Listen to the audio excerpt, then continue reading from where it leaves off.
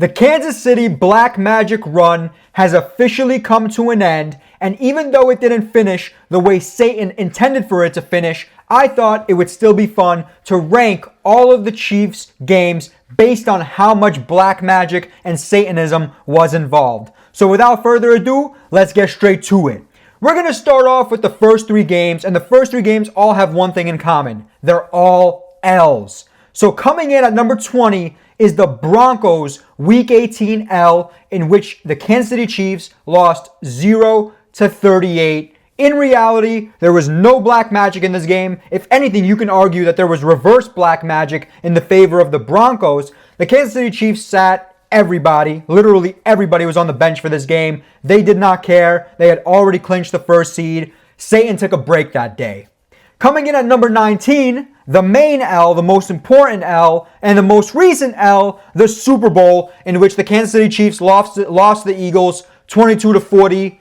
No black magic, no Satanism could have saved the Chiefs in this one. There was a little bit of black magic early on with an offensive pass interference call on 4th down on A.J. Brown. But besides that, there wasn't really any black magic. The Eagles dominated the Chiefs. The refs, Satan, nobody could have saved the Chiefs from that ass whooping that the Eagles gave to them. So that's why it's only ranked number 19. Next one, the final L, number 18, is the Week 11 loss to the Bills. 21-30. It was a close game. There were a few sus calls here and there, but in reality, the Kansas City Chiefs' black magic ran out that day. There was no black magic to be seen that day, and that's why the Buffalo Bills won. Now, we have all three L's to the side. Let's get into the wins, because all those games that they won were the ones where there was black magic in the air. Coming in at number 17 is the Pittsburgh Steelers win in Week 17. The Chiefs beat the dog shit out of the Steelers that week, 29-10. Absolute beatdown. The Steelers could not do anything that day, and there was no black magic needed. After that, we're going to come in at number 16, which is the Week 7 win over the San Francisco 49ers. Again, Chiefs dominated that game. Maybe a few weird calls here and there, a few lucky balls, but not enough to constitute a black magic game. It was a good win by the Chiefs. I can't argue anything more. Then we have number 15, which is the Saints game, Week 5, early in the year, 26-13 win. Saints got, banged up that game. Derek Carr injured himself. So maybe you could argue the black magic affected Derek Carr. But in any case, Chiefs won. Chiefs won big, and they didn't need Satan to help them in that one. Next, we have number 14, the Los Angeles Chargers, Week 4-1. That's the first game. 17-10. It was a close game. The Chargers played decent. But again, I don't recall any significant black magic in the first matchup with the Chargers. The second matchup with the Chargers where we had a lot of black magic.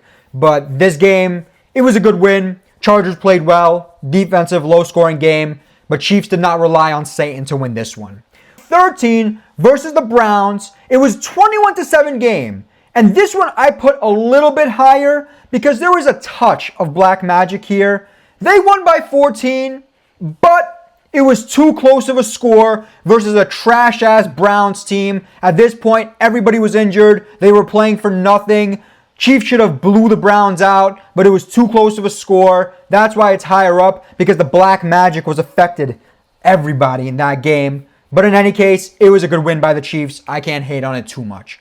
Number 12, the Week 16 win over the Houston Texans, 27-19. It was close. But this wasn't the Texans game in which there was a significant amount of black magic. Chiefs were the better team here. Chiefs did their job, and that's all there is to be said. Next at number 11, we have the Las Vegas Raiders, Week 8 victory, 27-20.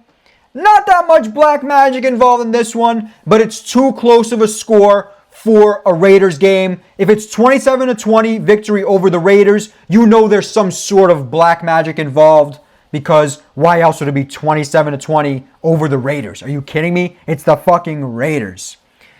Number 10 is the Falcons, Week 3, 22-17 victory. a couple close calls here and there, a big fourth down stop by the Chiefs defense, which is arguably somewhat black magic. And this was when the Falcons were looking like they're going to be decent.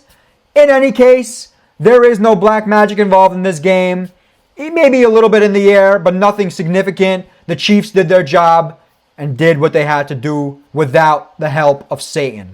Now, we get to the real black magic. The moments we've all been waiting for. From this point on, all of these games had some sort of black magic involved in it, and it is dangerous, dangerous, dangerous. Number 9, the Carolina Panthers, Week 12, the Kansas City Chiefs beat the Panthers 30-27. They damn near got outplayed by midget Bryce Young. Bryce Young! They had to beat this Panthers team by a field goal. They were going to lose if not for the black magic and Satanism, because Bryce Young turned into MVP that game and damn near beat the Chiefs. That's how bad it was. That's how bad it was. The fucking Panthers almost beat the Chiefs, and they had to turn on their switch, sell their soul to the devil in the middle of the game, and clutch up, and the black magic was heavy in this one. Next, we have at number 8, the Texans game. This time, the divisional round, it was 23-14, which is a big scoreline, 9 points, 2-score game. And yes, Kai Fairbairn missed quite a few kicks in that game. But guess what? It was the black magic. The black magic is why Kai Fairbairn missed all those goddamn kicks. Not only that, but the referee glazing of the Kansas City Chiefs in that game is astronomical. If you even took a breath near Patrick Mahomes, you'd get penalized. It was so bad. They were just throwing flags left and right, unnecessary roughness, this bullshit, roughing the passer, this bullshit, on crucial third down plays as well. This had black magic written all over it. Not only did the Chiefs sell their soul to the devil, but so did the goddamn refs, because the refs were calling everything for the Chiefs. Yes, it was a 2-score victory for Kansas City in a playoff game, but damn it, the black magic was affecting the referees, making them call all those bullshit penalties, and the Texans kicker. Without the black magic, Chiefs may have been eliminated in the divisional round. Next is, at number 7, is the Ravens Week 1 game, 27-20. The black magic, the Satanism, is the reason why Isaiah Likely caught that touchdown pass and had his foot on the line. Oh my God. The Ravens played well enough against the Chiefs. They came back. They scored the tud. We're going to go for 2. But no. Satan made sure Isaiah Likely had his foot on the line to make it an incomplete pass. Not only that, but Satan told Isaiah Likely before the game to wear dark-colored sneakers, even though the sidelines are white, clearly making it obvious that his foot is on the white.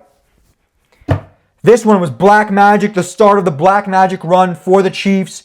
Good God. Isaiah Likely could have stopped all the Satanism, but unfortunately, he was the first one affected by it. Next we have, at number 6, the Bengals Week 2 game, where the Kansas City Chiefs beat the Bengals 26-25, just barely edged it out. But if you remember, it was like 4th and 20, 4th and forever. I mean, it was 4th and so long, you could see fucking Jamaica from fucking the first down yardage. And what happened? On 4th down, the refs throw a flag, pass interference on the Bengals, even though it was incomplete, arguably a non-catchable ball, and boom, that call changed everything and set up the Kansas City Chiefs to kick a game-winning field goal, which they did because Satan is on their side, and Satan makes sure Harrison Butker makes that field goal, even though we know Harrison Butker and Satan don't really go together, but that's what he wants to make you believe. We all know the reality is that Satan called that penalty and was the reason why the Kansas City Chiefs got into field goal range, kicked the game-winning field goal over the Bengals in Week 2. We thought this was bad. We thought this was bad to start the season. But these games were nothing compared to what's coming in the top 5. And at number 5 is the Week 9 game, versus the Buccaneers, where the Kansas City Chiefs beat the Buccaneers 30-24. Let's start with the fact that Patrick Mahomes came back from the dead. The dead! The man had broke his fucking leg, sprained his ankle. I mean, you name that injury. It looked like he was never going to walk again. He was getting carried off the field, limping, and all of a sudden, boom. He magically comes back, and magically, the Kansas City Chiefs are in this game. Buccaneers flat out outplayed the Buccaneers. The Buccaneers flat out outplayed the Kansas City Chiefs in this game. There's no question about it. No question about it. And what happens? Patrick Mahomes has a conversation with the devil. He danced with the devil. And what happens? He magically comes back. It's a tie game. Overtime. The black magic affects the coin toss as it usually does for the Kansas City Chiefs, because for some reason, overtime always goes in their favor ever since that AFC Championship versus the New England Patriots in 2018, I think it was, where they lost the coin toss and lost to Brady. After that, there was like a role reversal. And now, every time there's an overtime coin toss, Chiefs always win it, and they get the ball, they storm down the field, score a touchdown. The Buccaneers don't even see the ball in overtime. The black magic was heavy in this one. Holy shit. Buccaneers should have won that game. And what happened? Patrick Mahomes danced with the devil. That's what happened. And number 4 is the AFC Championship, where the Chiefs beat the Bills 32-29. There was quite a few. Hey. There was quite a few black magic instances in this game. First of all, the Xavier Worthy catch/non-catch. There's a lot of different arguments for that one. Yeah. But the ball hit the ground. It did not look like a catch. Xavier Worthy should have been called incomplete. But no. The refs become blind. Satan is in the air. The black magic is working overtime. And they count it as a catch. That sets up the Chiefs' touchdown. But that wasn't even the worst black magic in that game. There's a reason why this is so high up. 4th down and 1. The Bills sneak it. Allen maybe doesn't get the first down.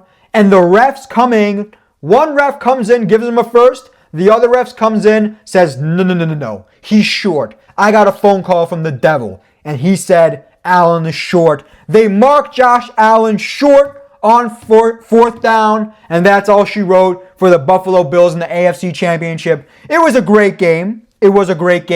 But the Chiefs had Satan on their side, and the black magic is why they won the AFC Championship and went to the Super Bowl. A lot of questionable calls that game.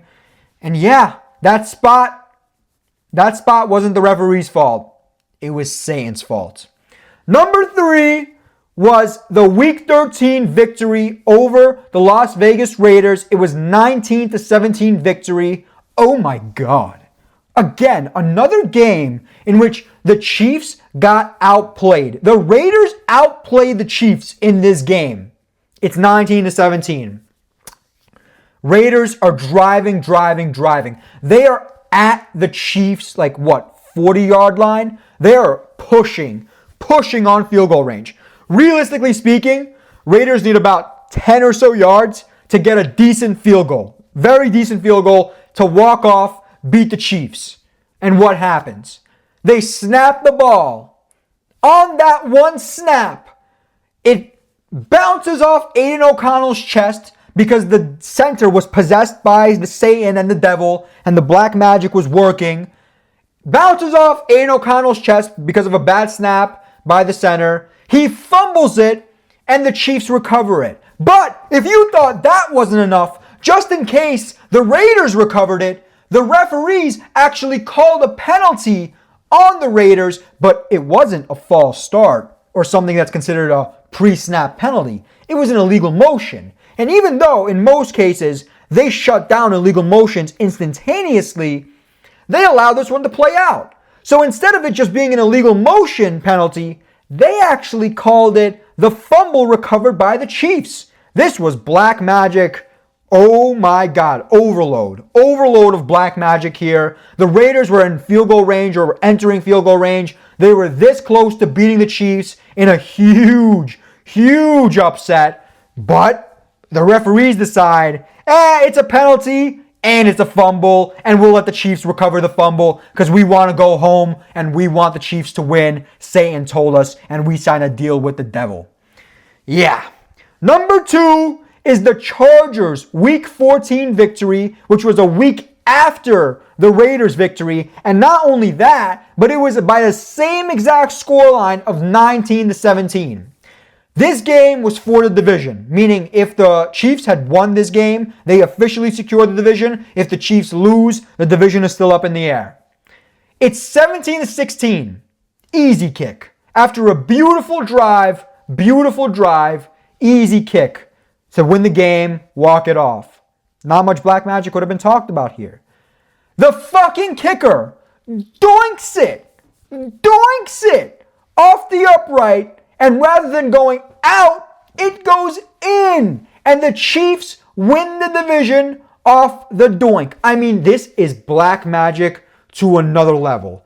Think about how many times a massive kick was kicked. And what happens every time when it doinks? It doinks and goes out. Every time. I'm sure we all remember the double doink for the Bears. Sorry, Bears fans, to remind you. But there's a million different instances where if the ball doinks the upright, that shit goes out and it's a incomplete, or whatever you want to call it. No good. And what happens? Only the Chiefs get a doink in to win the game. Imagine this. The kick doesn't go in, they lose. But no, the doink helps the Chiefs and they win the game. That's why this is number 2 on the Black Magic rankings. And number 1 Black Magic win for the Kansas City Chiefs. I think we all could have guessed this was going to be number 1. It's the Broncos Week 10 game in which the Kansas City Chiefs won 16-14. Let's start with the fact that the Denver Broncos flat out outplayed the Chiefs that entire game. The Broncos were the better team the entire game. They should have won it. They were better on defense. They were better on offense. They made Patrick Mahomes look like a fool. They made that Chiefs offense look like the Jets offense. Denver Broncos looked amazing that game. All led up to this moment. It is 16-14. The Chiefs are up because they're the Chiefs, of course. And the Black Magic did its thing. Broncos have a relatively easy kick. I don't want to call it a gimme. It wasn't a gimme, but it wasn't like a 50-something yarder or a 60-yarder. It was a makeable field goal. And of course, Satan himself comes up from hell and blocks the kick. He blocks the kick, and the Chiefs somehow, some way, squeak away with the victory. They squeak that victory out after Satan himself blocked that kick. The Black Magic was working overtime in this Week 10 victory for Kansas City, and this game was the epitome of the Kansas City Chiefs selling their souls to win the amount of games they won this season. Way too many games were decided by the Chiefs' Black Magic, and this was my official ranking for all the games the Kansas City Chiefs played in and how much Black Magic was involved in each and every one of them. Let me know your thoughts in the comment section down below, what you guys think about the Chiefs' Black Magic, and what you guys would change about my list. Maybe you guys think some games should be higher, some games should be lower. Feel free to comment down below. I want to know your thoughts. But hey, at least the Kansas City Chiefs' Black Magic run is officially over.